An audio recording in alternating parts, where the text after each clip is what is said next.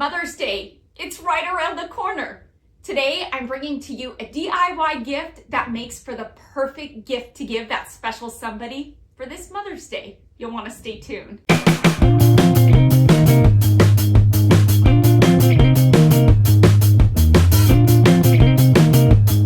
So I'm going to quit my gabbing.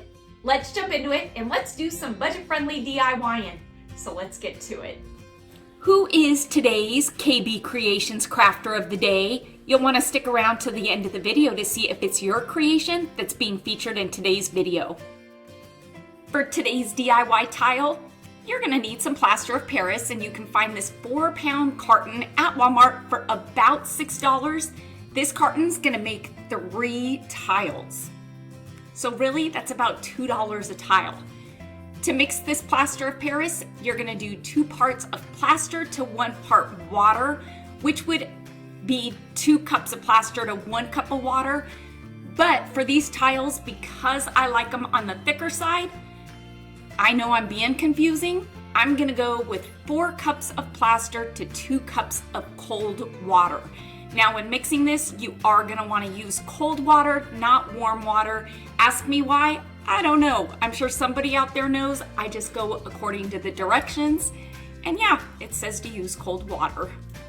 Once you add that water to the plaster, you're gonna wanna move a bit quickly because plaster starts to set rather quickly. Your plaster should set really within 45 minutes of mixing it with water, but as you mix it, you will see that it will start to thicken. So you really wanna get that plaster well incorporated with the water, get all the lumps out, and get the plaster as smooth as you can get it.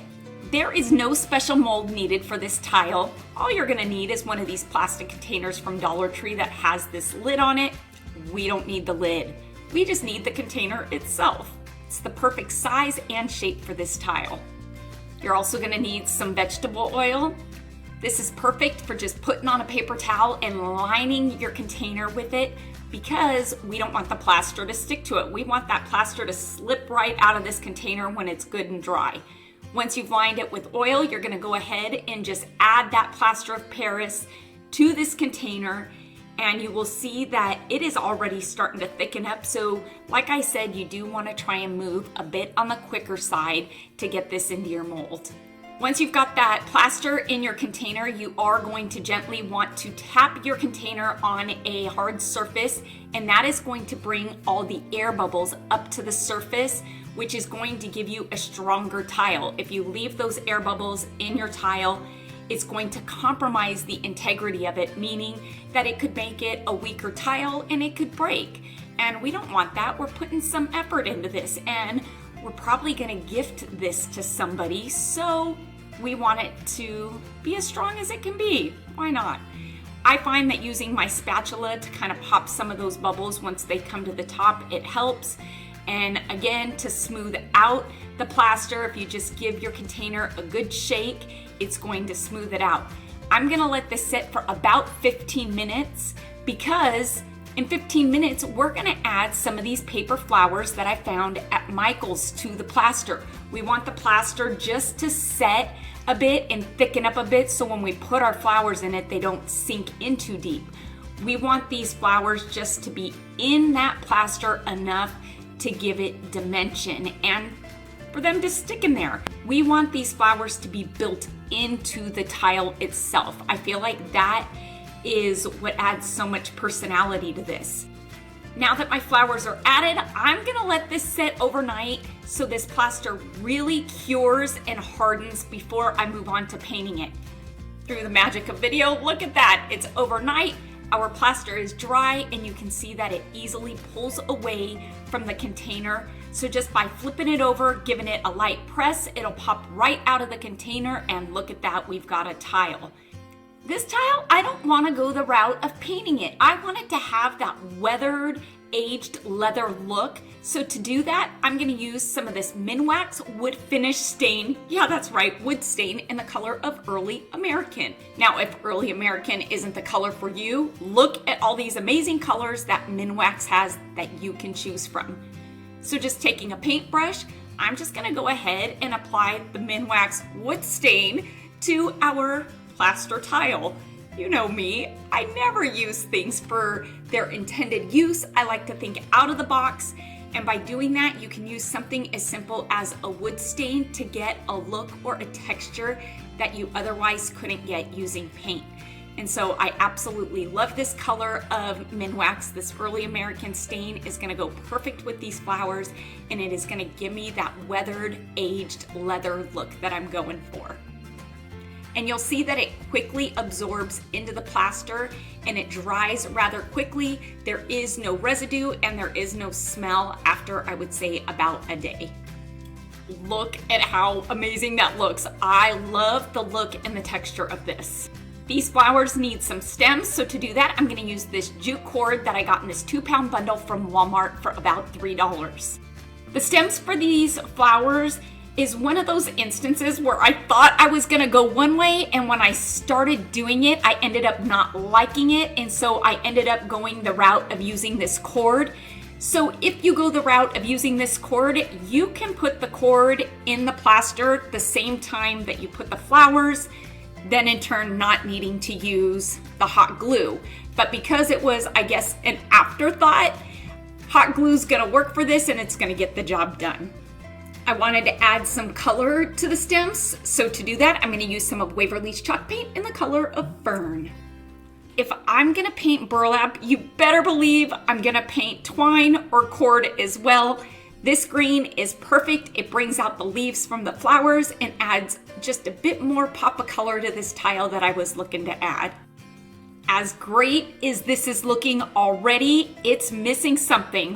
What is it missing? It's missing a twine bow at the base of those stems. So taking some of Dollar Tree's twine, this is a thinner twine. I'm doing it 2 strands thick. I'm gonna tie the perfect bow to add, yes, to the stem of these flowers. Perfect finishing touch. This tile, I'd say, is such a fun and different gift to give this Mother's Day. For this next DIY, 2 of these wood crates are needed. We're gonna start off by gluing them together. To glue these together, I'm gonna be using this wood glue by Super Glue that you can find in the tool section. I'll be gluing these together side by side, just like so. So you're gonna wanna place your wood glue on this end here. If you don't wanna use this wood glue, you can use Aleene's glue. You can really use any glue that works for you. These clamps here are gonna work perfect to hold these bins together just like this. Yep, they're perfect for that. Look at that, perfect. 6 of them come in a pack. You should have these in your stash. To that list from Dollar Tree, you're gonna wanna add 2 of these bamboo spatulas, holes or no holes, really your choice.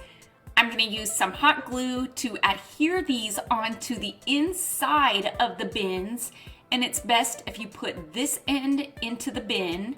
There is a method to the madness. It is genius. On this end of the handles, there's a hole. When a crafter square skewers fits perfect. Acts as a handle to our soon-to-be planter. And to this planter, I'm gonna give it a good base coat using some of Waverly's chalk paint in the color of white.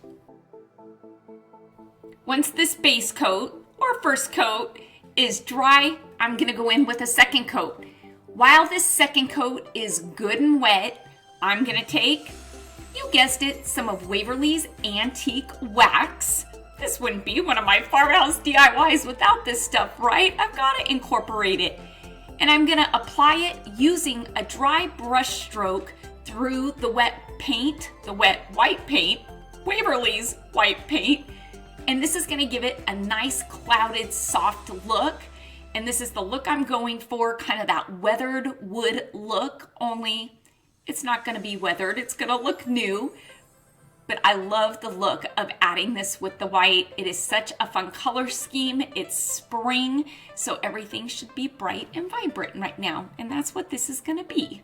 Because this is a planter, there's gonna be flowers, so we need floral foam. To cut floral foam, using one of these scrapers or choppers, I guess, from Dollar Tree in the kitchen section, makes cutting floral foam super easy. Look at that, easy peasy. I'm gonna pound these with a ton of hot glue because we don't want our flowers coming out of our farmhouse planter. Have I told you that these spring bouquets from Dollar Tree are my absolute favorite? They are so farmhouse chic. I can hardly stand it, so go pick up a bunch because we're gonna need them for our farmhouse DIYs. In the past, I've had subscribers ask me how they can easily cut down the floral bunches because there's several wires in them. I use wire cutters and I just kind of pinch the one end and I take that bottom end and just kind of bend it back and forth and it kind of breaks off and it makes it a lot easier than trying to cut through it with some scissors. It's gonna save your scissors. And so yeah, just use wire cutters. For this planner, I don't want to overfill it because I really like these flowers a lot and less is more sometimes. So I'm going to use a total of 5 bouquets and I'm just going to place them right in the center there, but I started to realize after I placed my bouquets that I hadn't put any moss down. So using some Dollar Tree's reindeer moss, love this stuff. I'm just going to line the top of the floral foam with this just to cover that mess up. Yeah, what else would we cover it up with? You could use some of the shredded paper in the gift section, but if you can get your hands on some reindeer moss, that's the best way to go. Gives it more of that rustic feel, more of a planter feel. And there we have a farmhouse spring planter, but it's missing something.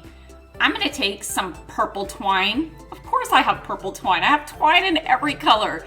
You can find this at, I want to say Target and the dollar bins. Michael's and Joann's always has great colored twine. I'm going to make one of my twine flowers. For this twine flower, you're going to need 2 bunches, and just by wrapping that twine around your finger, pinching it in the middle and tying it off, you've got 1 bunch. And did I tell you, you're going to need 2 bunches. I cut the ends so they weren't looped because we're going for a different type of flower, twine flower that is. So just by hot gluing them together, we've got a fun, shabby chic twine flower. But in the middle of it, it needs to be finished off. So I'm gonna finish it off with a wood button. I tend to get only wood buttons now because I feel like it cuts down on what's in my stash and you can easily paint them any color. Right in the middle is the perfect place. It's gonna hide that seam and it's gonna add just the pop of color that I was looking for, bringing out that purple in the flowers.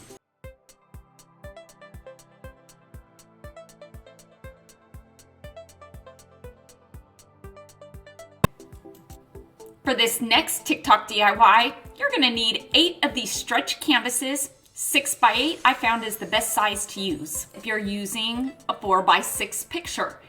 You're gonna go ahead and remove the canvas. I know, such a shame. I wish I could repurpose this, but it was a bit hard to take off because they pounded the back of it with a ton of staples, hence making it a stretched canvas. It had to be tight, haha. So go ahead and remove the canvas off of all 8 of your canvas panels. Panels? No, stretched canvas boards? You know what I mean. The wood that is used for these stretch canvases is not the best quality wood. It has a lot of splinters on it, so you're gonna wanna make sure that you have some sandpaper handy so you can just kind of run over it and smooth it out a bit. Some jumbo popsicle sticks are what you're gonna need for this size canvas board. If you're using anything smaller, you can use the smaller popsicle sticks. These jumbo ones are just a bit longer, so that's what I'm gonna use for this. And on the side of the canvas panel, or the wood frame now, that has the staples, I'm gonna go ahead and glue my popsicle sticks, leaving just a bit of a gap in between each one. The full length, which is 6x8 of this wood frame. Once you flip over that wood frame, you'll have something that looks like this. In my hand, I've got a mini clothespin. So I'm gonna use some of that wood glue and put it on one side of the clothespin and just go ahead and adhere it to the top of what is now a frame. How cute is this? You're also gonna wanna glue your clothespins on, what is this, horizontally? Yes, you're gonna need 2 horizontal and 2 vertical. We're gonna lay them face down, which is backside up. Yep, just like that. And I am gonna glue these wood frames together just as you see me doing here. I'm gonna use hot glue because it's a lot quicker. If you don't want a slight gap in between your wood frames, you are going to want to use a wood glue of some sort and let it dry. Now we're going to flip it back over to the right side, and on the frame itself, I'm going to take some of Waverly's antique wax and just coat the frame itself. Just kind of making that frame pop. I'm going to leave the popsicle sticks the natural wood color because I feel like that adds to the charm of it. And I think that I do go over the clothespins with the antique wax as well, just to give that a touch of color. Keep in mind, if that rustic feel isn't for you, paint this and it will totally change the feel and the look of it. Taking some of Dollar Tree's decorative scissors. These are by Crafter Square. They have several different styles. Pick one you like because they come in handy. And just by snipping off the corners of your picture, you are adding so much to this picture. And it really is just going to add that decorative element onto it. Then we're going to take some of Dollar Tree's foam tape and some cream cardstock. Simple, right? By adding the foam tape onto the back of this picture, it's going to elevate it up off of the cardstock, giving it dimension. In turn, adding some character, some personality to this because we cut those corners. And I feel like just doing those small, fine details like that add and make all the difference in the world to a DIY like this. When using cardstock to frame out a picture, you really don't need all that much of the cardstock to show. I'd say 1/4 of an inch. Oh my word, is that even a measurement? What is that? 2/8 of an inch of that cardstock to show on all sides of your picture. Oh my goodness, I couldn't wait to put these pictures on here. We're so not done. This DIY needs some embellishing, but I just wanted to see my favorite furry little friends. That is Winnie and Ibiza, my son's dog. They are both Labradoodles. They are turning 1 year old here, I want to say on the 21st of this month, and they have been the best additions to our households. We get to have Ibiza over when Ray is working, and it makes for a great day. Okay, now on to embellishing. I'm going to use some of these daisies. This is a 5-pack that you can get at Michael's. It says $3.99 on it. Half the time they're 40% off. I want to say I paid about $2 for these. They're well worth it because I just love the look and the color. It went perfect for this DIY. On the back side, to hang this up, I'm just going to add my simple twine hanger. Why not? And there you have a really fun wall decor piece that holds pictures, courtesy of TikTok, with the Kelly Barlow Creations farmhouse twist added onto it, of course.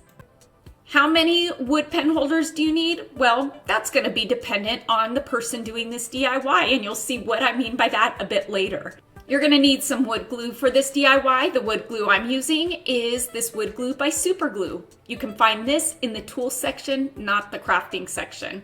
I'm going to place just a bit of this glue right along this edge, the open end of our wood pen and pencil holder. Yeah. Why? Because we're going to stack this. I'm starting off by just stacking 2 of them. Again, the amount that you stack is going to vary dependent on who's doing it. You're also going to need one of these round plaques. I'm going to place just a bit of glue right here on one end of it. Not much is needed. And I'm going to place it right on top of, yes, those wood pen holders that I stacked. Going in with some of Waverly's antique wax. It's been a minute since I've incorporated this into a DIY. Kind of miss this stuff. I'm going to give the base of this, where the wood pen holders are that we glued together, a good coating of this. And this is what you should be left with. Oh, I'm showing you one that's stacked 3 high. Well, you'll see in a little bit why.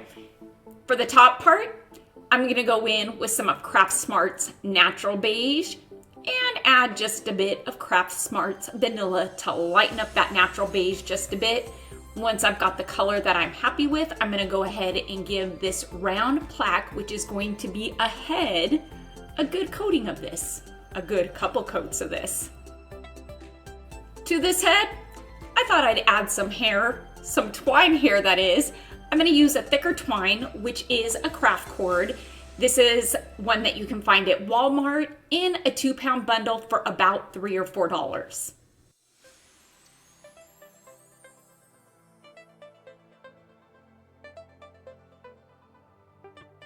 I thought I'd get creative and add a style to this twine hair, the style being an A-line, which might emulate a certain somebody who's doing this video. And maybe add some, what do you call these? Side bangs? Although they're not really bangs, but they could be the part. Why not? We're gonna add some hair just to kind of break up the roundness of this plaque so it doesn't look so much like a plaque and maybe more like a face. Look at how fun that looks. So cute. Just really gives it that handcrafted rustic look that I'm going for. What else is new? I want to add a face, but I am not very artistic when it comes to drawing in that sense. And so I'm going to keep it simple because I know what my ability is when it comes to this, and I don't want to get frustrated. So I'm going to keep it simple just by doing these simple parentheses. This is a very simple face that you can do. If you are artistic in drawing, I say go for it and really add some detail, but I'm sticking with this. I did it with pencil first because why? You can erase pencil if you make a mistake. Then I'm going to go in with a Sharpie marker and just trace over those pencil marks. Yes, keep it simple. Because this is, I think this one is actually Kayla, not me. I did multiple of these. I thought I'd add some eyelashes. And if you happen to mess up, don't worry. I made an eyelash a bit too long, but you know what? I kept some of that paint, so I'm just gonna go right over it, shorten up those eyelashes that I might have made a mistake on, and just like that, we've erased our mistake. Easy peasy. I want to add some rosy cheeks. How can I easily do that? With some chalk. Dollar Tree's got this chalk by Crayola, and just by taking the pink chalk and a softer paintbrush, you see what I'm doing. Look at how easy you can apply it to this, giving that soft, subtle, blush, rosy cheeks look without any harsh lines. Easy trick of the trade. You're also going to need one of these heart plaques. This is by Crafter Square. You can get it at Dollar Tree. Haha. I'm going to fill in the hole with some spackling. And on that round one, I believe I filled in the hole too, but it didn't show because I had hair. But nonetheless, I'm going to fill it in because these holes are pesky. And to this heart, I'm going to give it a nice coat of some rustic red that I made using some of Waverly's crimson and a brown. Once that base coat is good and dry, I'm gonna go in for a second coat. While the second coat is still wet, I'm gonna take some brown and using a dry brush stroke, I'm gonna add here just a bit of brown onto that red, which is gonna give this heart a bit of dimension. It's gonna give it that distressed, aged look that I like. Yes, just the look I was going for. Because I have two doodle fur babies in my family, I picked up these wood dogs. On the bottom here, you'll see that they're just kind of pegged in there. There is a bit of glue, but if you take some pliers, you can really just kind of snap it right off the base. If you've got any splinters, you'll want to go in with some sandpaper and just kind of smooth it out a bit. I don't need the base for this because it's going to be part of this DIY and I don't need a base. That's why. If you haven't caught on yet, this DIY is somewhat mirroring my family, and since I have two Labradoodles, I'm gonna paint these wood dogs to match my doodles. Ibiza, which is my son's Labradoodle, is over here quite often, and he's a gold caramel and apricot Labradoodle. Winnie is an apricot and white party, and so yes, I am going to paint these to match them the best that I can.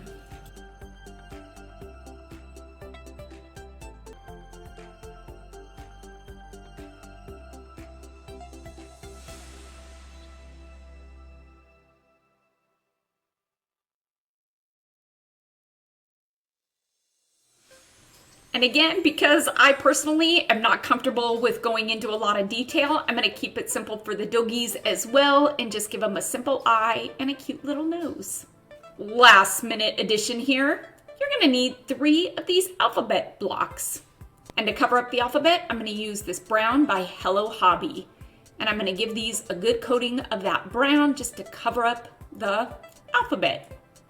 And this is where you're gonna see that I used a total of 12 of these wood pen holders because I made a rustic wood person for each of the people in my family, for Ray, Kayla, Allie, and I. And of course you saw that I added the doodles. Now to put these together so they stand upright, I thought the best way of doing that was to use these alphabet letters because these alphabet letter blocks, that is, because it gave it the perfect space in between each of my rustic wood people. In the beginning, I wasn't going to do that. I thought I could just glue them together, but I wasn't taking into account that the heads, because they were round, were bigger than the bodies themselves.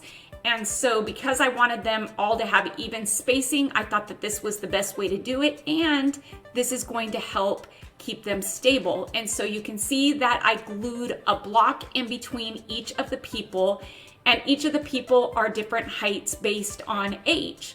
I was the tallest, Ray and Kayla were the next size, and Allie was just a total of 2 blocks.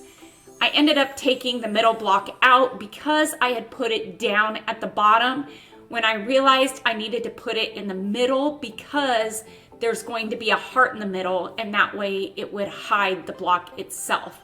And so again, you can get a clearer picture here of how I stacked the blocks based on who the blocks were for. There at the bottom, I'm gonna go ahead and glue my fur baby Labradoodle doggies to the bottoms of us. Look at how cute this is turning out already. And well, this heart, it's gonna go right here in the middle where that block is, just kind of tying all of us together. I know, pretty cheesy, but I wouldn't be me if I wasn't. Now this needs some finishing touches. We're not done with it. I'm gonna take some of these wood buttons that I got from Michael's. I thought that these would be cute to add to my rustic son, Ray. And of course, I thought I'd add a twine bow to Winnie, myself, Allie, and Kayla. I thought I was done, but I'm not. Ibiza needs a bow tie. But I still feel like something's missing, so I went, grabbed some burlap out of my stash, cut kind of a jagged square up that I thought would be cute just to add to the heart there. I love it. Perfect. Now I'm done. Let's go take a look at this. I just wanted to take a quick second to show you what adding those finishing touches really does to a DIY. I feel like it makes such a big difference. I really love the outcome of this piece. I love crafting and DIYing, and making different DIYs like this really is what it's all about for me. Alrighty, so getting started. Yep, you're gonna need 2 of these here galvanized wall plaques. Do y'all remember where we got it from? Yep, the Dollar Tree. These are by Crafter's Square. You're also gonna need 2 packs of the wood rulers. These are great. When you find them at Dollar Tree, you should most definitely pick some up, put them in your stash, because they're great for wood, like paint stirrers. Only the great thing about these is, look at this. It's a sticker. It comes right off. There's no residue, no fuss, no muss, and look at what we're left with. Perfect. Couldn't get any easier than that, right? With these rulers, we want them to measure out the length of the plaque itself. And so really, there's no need to measure. Just pull out your pencil, lay it on top of the plaque, go ahead and make your mark. These rulers, they do have the hole at the top of them. And so since I don't want holes all over this, I'm gonna put it on the part that we're gonna cut off, just by using a ruler and a cutting mat and our scoring blade, cutting blade, box cutter, whatever you wanna call it. By scoring it several times, you can easily snap it apart. Don't worry too much if it's uneven. It's not gonna show on those ends. Then using some of this wood glue by Super Glue. Yeah, you can get this at the Dollar Tree too, isn't that great? It's a one-stop shop today. I'm gonna go ahead and glue this onto the galvanized tin, but here at the top, I'm only gonna put it on this round part because they didn't have any rectangle ones, and so this round part is easily going to be covered up because look at that, we just put the ruler there. And don't worry about those holes, they're not gonna show either because we're gonna take another ruler and we're just gonna lay it there on top. We're gonna mark it because we wanna lay this over the top along that shorter side.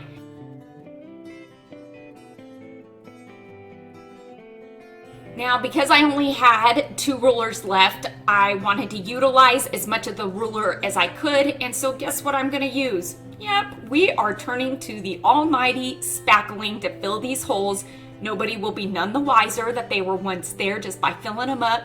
That way we didn't have to buy another pack of rulers. We just use what we have, and yeah, look at that.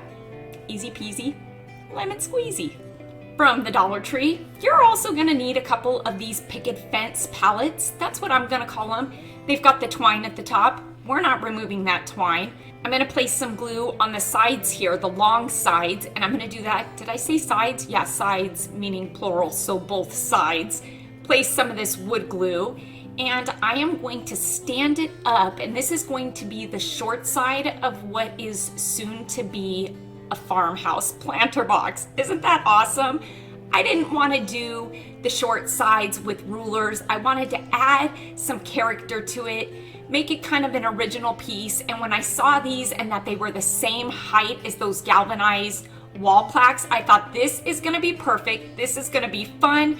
And I'm definitely keeping the twine on it so it looks like a handle. And so look at that. We've got a planter box coming together using 100% Dollar Tree items. Yep, it doesn't get any more budget friendly than that. Moving right along to the base of this planter box. This here, this is an example of where I forgot to press record, I guess, showing you what plaque I'm using and how I cut it. You've probably seen these girl plaques by the checkout and on that fun girl aisle. This plaque, the width of it was perfect, but the length was just about 1/4 of an inch too long to suit the planter box that we're making today. And so I just went ahead and used my ruler and my blade, scored it, and it broke right apart, and then just kind of sanded that edge just to smooth it out a bit. Because I don't much feel like painting this, yeah, I dug into my felt scraps, and I'm just gonna cover it up with some felt. I dug into my stash and found some of the wood letters by Crafter Square. Dollar Tree's got a pretty cool variety of letters now. They've got the galvanized ones, they've got these wood ones that are in different fonts. And so since I have a collection of them, I just dug into my Ziploc baggie to spell out the word farm here, and I thought that it would be perfect just for the center of this planter box. It's farmhouse, it's rustic, so it's gotta say farm, right? Why not? On the wood rulers, I decided to go with, guess what? Yep, some of Waverly's antique wax, and you can just paint right over that spackling. It covers it up, and look at that, you don't even see the holes. And so originally I decided, or I thought I decided, that I was just going to do the rulers themselves and leave the farm with the raw wood. But once I got it done, yeah, wait for it, wasn't feeling it at all. It was too bright, it was too clean, so I went in and gave it a coat with the antique wax, and now I'm happy. So the F here, you will see that it was, I want to say, what letter was that? I think it was an E, in all honesty. Yeah, it was, because I didn't have an F, and then I just kind of took off one of those end pieces of a letter and made my letter F, because again, I dug in my stash. I didn't want to go to Dollar Tree unnecessarily. I do that enough already. And so I made my F. So where you can try to make letters if you don't have enough, I say get creative and do it. Now remember, this is a versatile piece. Just because I'm making it farmhouse doesn't mean you can't make it farmhouse chic or country chic. Paint the wood white. Add some color to it if you want, if the stained distressed wood isn't for you. This is about creating. This is about getting creative. This is DIYing. So you take what you like, you leave what you don't, and you get creative and you make it your own. And just as easy as that, look at here. We've just made a rustic farmhouse planter box. How fun is that? And can I just tell you, I am loving the picket fence sides. It is so fun. And because I have those picket fence sides, I wanted to fill the inside of this planter box with some moss. I have a ton of moss in my stash from Christmas left over, and so I thought it would be fun just to be able to see through the sides of this planter box and see the moss inside. Now this is completely optional, The moss I'm using is a bag that I did get at Walmart, and I want to say I spent $10 on it, but it is a huge bag. You're getting more in this bag that I paid $10 for than you would get if you bought 10 individual bags at Dollar Tree. And so look at how fun this is. This would make a really cute Easter basket. Okay, I know spring passed, but look at how cute it is with those handles. Now with this, I wanted to switch things up so I decided to go with the succulents that I think I hauled probably a month and a half ago. Dollar Tree has amazing succulents, and I am loving the colors of these. They're pastel, they're fun, they're different shapes, they're different heights, so that's what makes it fun. You don't want them all to be the same height because you want to add dimension and height.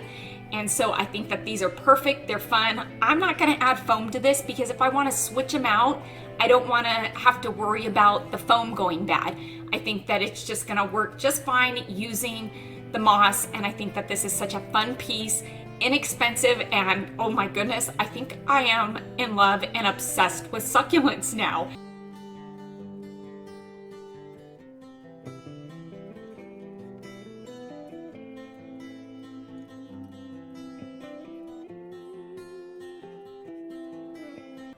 Who is today's KB Creations Crafter of the Day?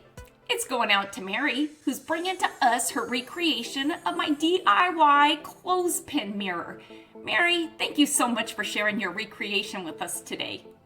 That flower tile, in my opinion, I think it makes for the perfect gift to give that special someone this Mother's Day. Instead of giving them a fresh bouquet of flowers, give them a bouquet of flowers on a tile. I guarantee they're gonna love it. And if any of you are making these tiles, please send me a picture on Facebook or Instagram because I wanna see your creations. Until next time, everybody, I hope you have a fantastic day. Happy crafting on a budget. Stay happy, stay safe, stay healthy, and most of all, you know what I'm gonna say? Stay positive, please. Bye for now, everybody.